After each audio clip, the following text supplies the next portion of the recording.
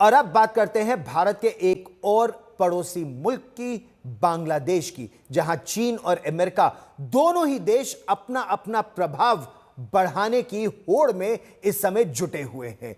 जब बांग्लादेश की जो अंतरिम सरकार के मुख्य सलाहकार प्रोफेसर मोहम्मद यूनुस 4 दिन के चीन के दौरे पर हैं इस समय, तब ढाका में अमेरिकी सेना के एक बड़े जनरल का दौरा हो रहा है। इससे पहले एक अमेरिकी सेनेटर भी बांग्लादेश में थे और दोनों ने वहां के आर्मी चीफ से मुलाकात की है। सवाल यह कि बांग्लादेश में इस समय चल क्या रहा है। बांग्लादेश के आर्मी चीफ जनरल वकारुज्जमान ने कुछ दिन पहले ही अपने देश में यानी बांग्लादेश में इस्लामी कट्टरपंथी ताकतों की बढ़ती ताकत को लेकर चिंता जाहिर की थी और अपने कोर कमांडर्स के साथ यह बैठक उनकी बहुत महत्वपूर्ण हुई थी। और इस मुद्दे पर प्रोफेसर मोहम्मद यूनुस सरकार के ढुलमुल रवैये से बांग्लादेश की सरकार यानी बांग्लादेश की आर्मी भी बहुत चिंतित है, नाराज है। इस बीच कल बांग्लादेश का नेशनल डे हुआ।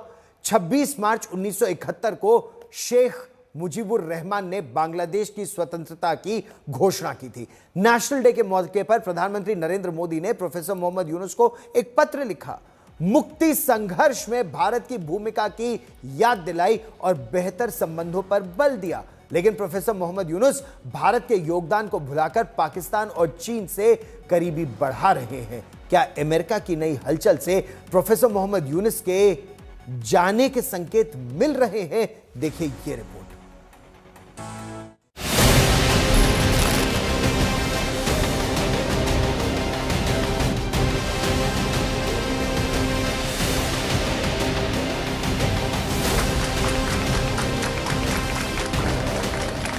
बांग्लादेश में अपने तख्ता पलट की खबरों के बीच सरकार के मुख्य सलाहकार मोहम्मद यूनुस चीन पहुंच गए हैं।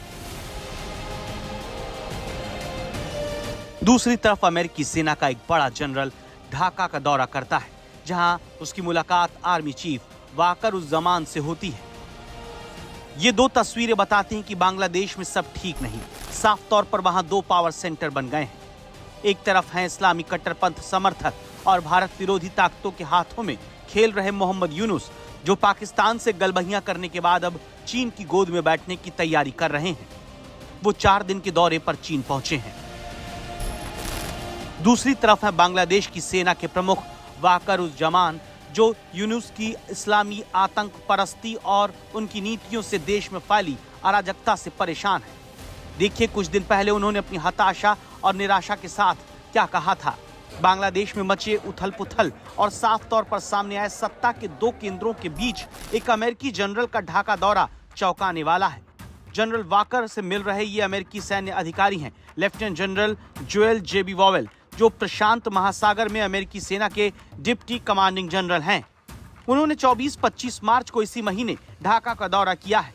ये दौरा ऐसे समय में हो रहा है जब अमेरिका में 2 दिन पहले ही बांग्लादेश के अफगानिस्तान बनने की आशंका जताई जा रही थी।